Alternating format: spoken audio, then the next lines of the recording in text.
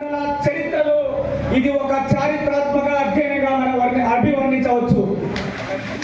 ఎందుకంటే మనకు బాబా గారికి తెలుసు, మొదటి ఘట్టం తిప్పర్తి మండల చరిత్రలో 2014 మార్చి 17 నాడు ఆ రోజు భారతీయ జనతా పార్టీ అంటే తెలియని పరిస్థితిలో కూడా వివిధ క్షేత్రాల నుంచి తిప్పర్తి మండలంలో వందలాది మంది చేరి రావడం మొదటి ఘట్టం అయితే, రెండవ ఘట్టం నల్లబోతు రమేష్ గారి ఆధ్వర్యంలో పార్లమెంట్ ఎలక్షన్ కంటే ముందు జైలు కావడం రెండవ ఘట్టం.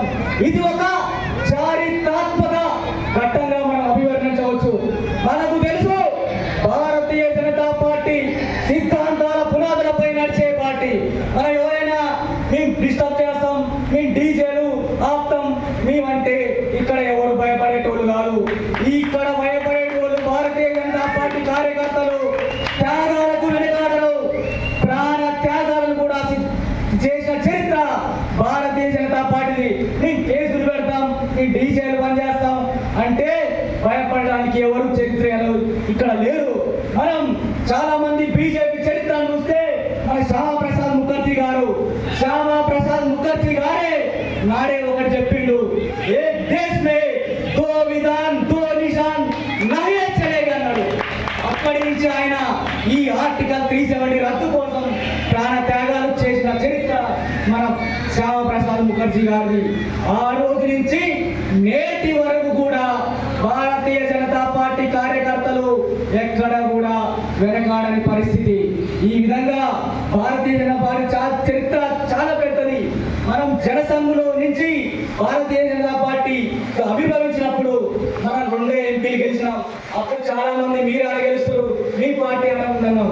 మనం 2 ఎంపీల నుంచి ఈ రోజు ప్రపంచంలోనే అతి పెద్ద రాజకీయ పార్టీ ఏదంటే అది భారతీయ జనతా పార్టీగా మనం ఈరోజు చూస్తున్నాం. 2 ఎంపీల నుంచి కూడా 303 మొన్న వచ్చినాయి. మొన్న కూడా మనం 3వసారి కూడా అధికారంలో రావడం జరిగింది. మనం ఇంకొకటి మన అందరికీ తెలుసు, Bharatiya Janata party cadre based party, leader based కాదు. మనందరికీ తెలుసు, దేశంలో ఒక్క నరేంద్ర మోడీ గారికి తప్ప మనం వ్యక్తి పూజ చేయం. సిద్ధాంతం కోసమే, సిద్ధాంత త్యాగాల పునాదుల కోసం, ఈ భారతీయ జనతా పార్టీ కోసం, దేశ సమైక్యత కోసం, దేశ సమగ్రత కోసం మనం పనిచేయడం జరుగుతుంది. ఈ విధంగా ఇదో ఒక చారిత్రక ఘట్టంగా మనం అభివర్ణించవచ్చు. ఇది ఏంటంటే ఈ కార్యశాలని కాస్త నాయకుల శాలగా, ఎందుకంటే రేపు ఈ కార్యకర్తలే రేపు నాయకులుగా అయ్యే పరిస్థితి. అప్కమింగ్ మీరే, మనమే కార్యకర్తలమే నాయకులం. ఎందుకంటే రేపు జెడ్పీసీ ఉన్నది, ఎంపీడీసీ ఉన్నాయి, సర్పంచ్లు ఉన్నాం, వార్డు మెంబర్లు ఉన్నాం. తిప్పర్తి మండలంలో కాషాయ జెండా ఎగరడమే మనం అందరి లక్ష్యం కావాలి. మనం తెలుసు అందరికీ, కార్యకర్తలు అంటే బీజేపీ కార్యకర్త అంటే ఎంత కమిటెడో నేను ఒక వ్యక్తి గురించి చెప్తా. ఇక మన ఉదాహరణకి కందుల రమేష్ విషయంలో, ఈయన 2023 కంటే ముందు ఆ కార్యకర్త భారతీయ జనతా పార్టీలో జాయిన్ అయినప్పుడు టీఆర్ఎస్ లో రైతు బంధు, దళిత బంధు సెలెక్ట్ లిస్ట్ లో ఉంది. ఆయన సెలెక్ట్ లిస్ట్ లో ఉన్నప్పుడు ఆ భూపాల్ రెడ్డి దగ్గర మనుషులు కూడా ఈయన బెదిరించిండు, నువ్వు అల్లగాక ఉంటే నా దళిత బంధు మీరు కట్ చేస్తామంటే ఆయన ఒకటే చెప్పిండు, నా దళిత బంధు పోని నాకు 10 లక్షలు అవసరం లేదు, నేను పార్టీ కోసమే పనిచేస్తా అని ఈ రోజు వరకు కూడా ఇదే విధంగా ఉంటుంది. ఇట్లా అందరూ వందలాది మంది కూడా మన సిద్ధాంతం కోసమే పనిచేయడం జరుగుతుంది.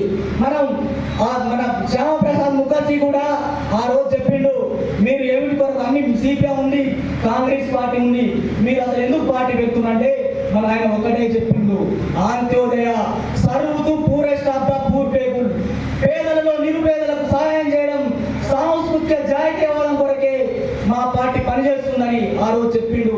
ఆ రోజు నుంచి మన పరంపర మొదలవుతుంది. మనం నిన్ననే చూసినాం, నరేంద్ర మోదీ గారు ప్రపంచంలోనే అత్యంత విశ్వసనీయ నేతగా నిన్ననే మనం పేపర్లో వచ్చి చూసినాం. ఈ విధంగా మనం పనిచేయడానికి సిద్ధంగా ఉన్నాం.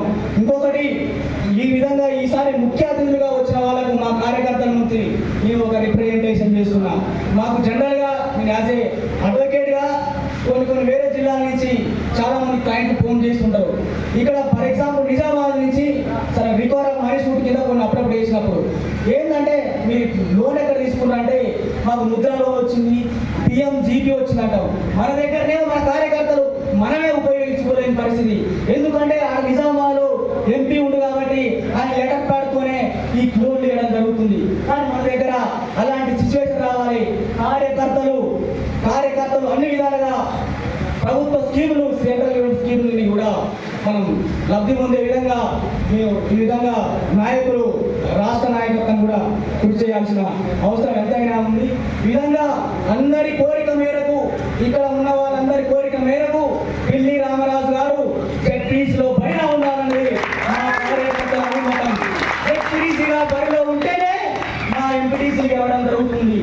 రామరాజు గారు జెడ్పీసీ బరిలో ఉంటేనే మా కార్యకర్తలు సర్పంచ్గా గెలవడం జరుగుతుంది. రామరాజు గారు జెడ్పీసీలో ఉంటేనే మా కార్యకర్తలు వార్డు మెంబర్గా రావడం జరుగుతుంది. కాబట్టి 100కు 100% వారు నిలబడాలి. అది మా రిప్రజెంటేషన్ మా కార్యకర్తల నుంచి.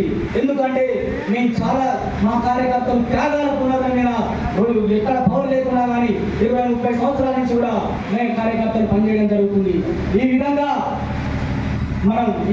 చాలా తర్వాత మాట్లాడే ఉంటుంది. భారతీయ జనతా పార్టీ ఆదరించడానికి ప్రజలు సిద్ధంగా ఉన్నారు. కరెక్ట్. నల్గొండ అసెంబ్లీ అంటే నేను పక్కన పెడతా, ఒకటే నిమిషం నేను ముగిస్తా.